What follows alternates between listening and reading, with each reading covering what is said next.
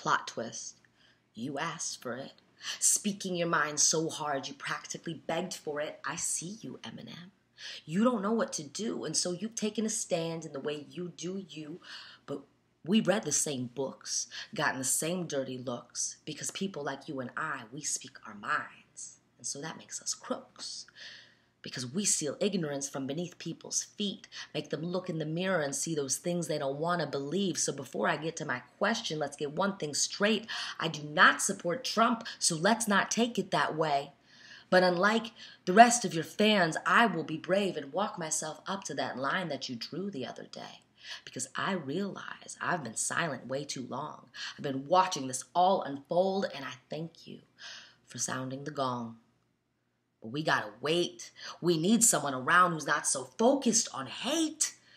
And I once walked 8 miles in quicksand before, so I think this'll be cake. See, I'm on your side, man. I feel your pain, but I just can't bring myself to support anything that perpetuates hate.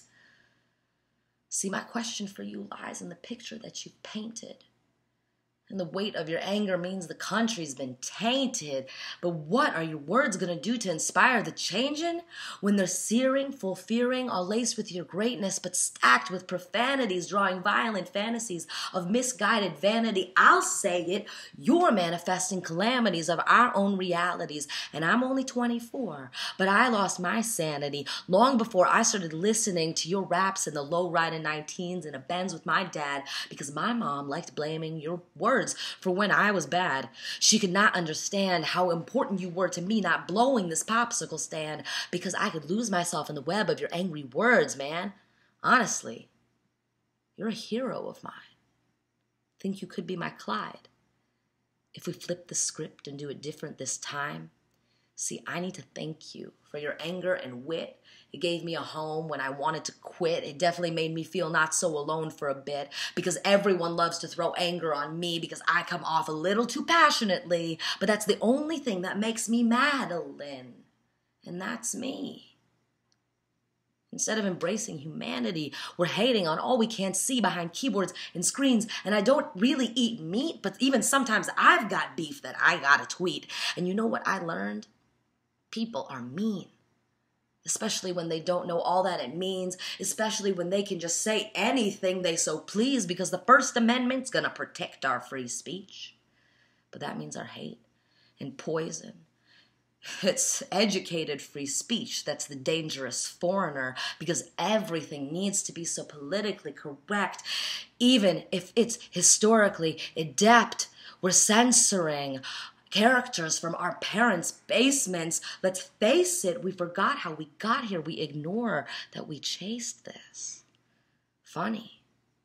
You call this the calm before the storm because you feed it each time that you say that there's more.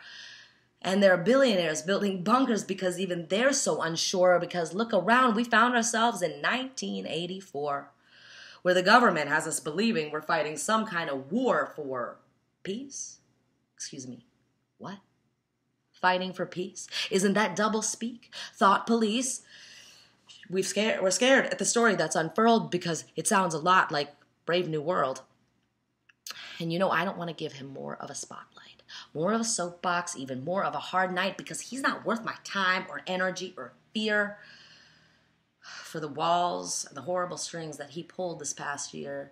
But hello, people, we're still here.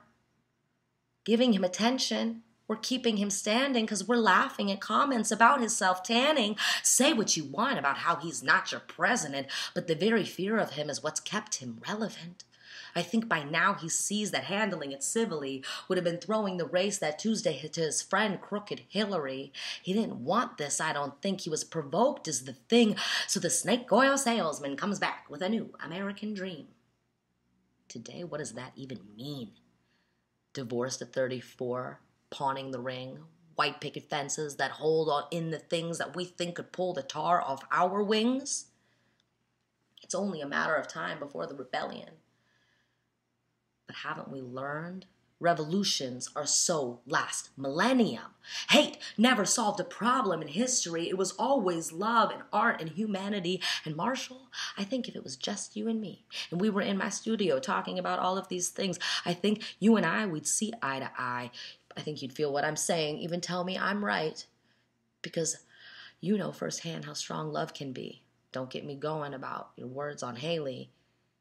And you and I both know that fear is the best friend of our enemies, and the mirror is getting blacker each day because we're too busy escaping on the tracks of amphetamines, and we can't even look at ourselves because we can't let go, and now everyone and their second cousins know because we're on every app but can't pick up the phone, and it's like, not like our thumbs are sore, but don't tell me that's what they're there for. If we're moving backwards, then I want to be sure that I am the one that's making you think forwards. Because we're all pointing fingers. We did this, though. We made our worst fears a reality shit show. And now we're all out here, fists in the air. And people are watching you. People are inspired and scared. And you're mad, and me too, because we're good people who care. But history's told us cold, hard facts, and this kind of inspiration could turn into bad because an eye for an eye makes the whole world blind. And the way I see it, we've looked away too long of a time, and we're finally woke and aware. And so now that the stage has been set, prepare. Because I got a challenge for you, man. A double dog dare. I dare you to be the change you wish to see. And I'm not talking about dumping a pot of hot coffee on that orange kamikaze. I'm talking about joining me and using your anger to create something other than a storm in a parking garage that's really just an angry homage to what's looking like the last step towards the next coup d'etat. Be proud of your power, because your voice is louder than mine. But I'm worried if I don't say something, we'll run out of time. Because we hate to love.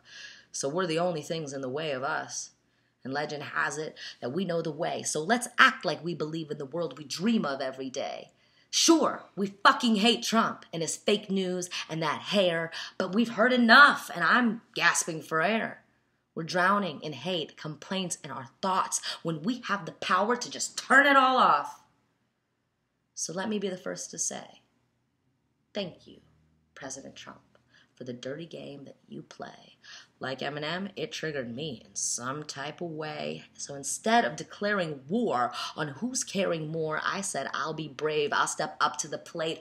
I'm creating the world that we want to see. Just you wait. Because this isn't about Trump. This is about us and our fate.